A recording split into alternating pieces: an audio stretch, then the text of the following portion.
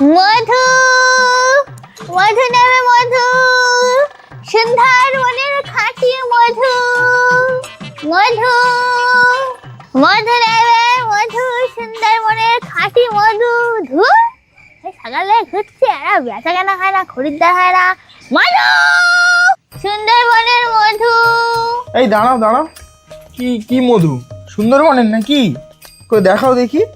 হ্যাঁ হ্যাঁ, ন্যাচারাল একদম সুন্দরবনের মধু। ও তা খাঁটি তো।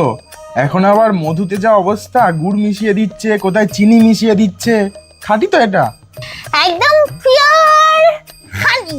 এই সুন্দরবনে নানান রকম ফুলের মধু আমি নিজে রাত্রির বেলায় মশাল জ্বালিয়ে বাঘকে তুড়ি মেরে আর গাছ থেকে মধু পেরে এনেছি। শুকে দেখা মধুটা একবার।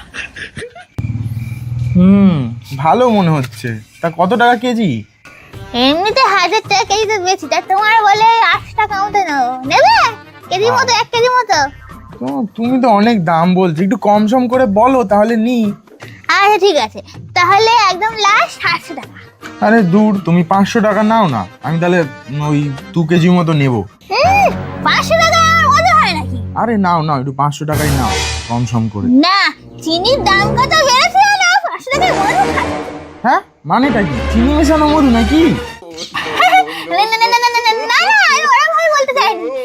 মানে আমি বলছি চিনি যদি 50 টাকা কেজি হতে পারে তাহলে মধু বেশি দাম কেন হবে না?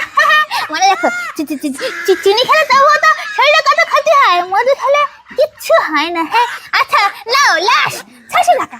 কি করবো, খাঁটি হবে তো?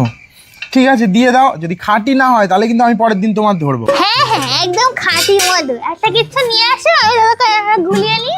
আসছি, নিয়ে রোজ সকালবেলায় করে গরম জলে পাতি লেবু মিশিয়ে আর 1 চামচ করে মধু জল করে খাবে, এই ভুঁড়িটা কমে যাবে।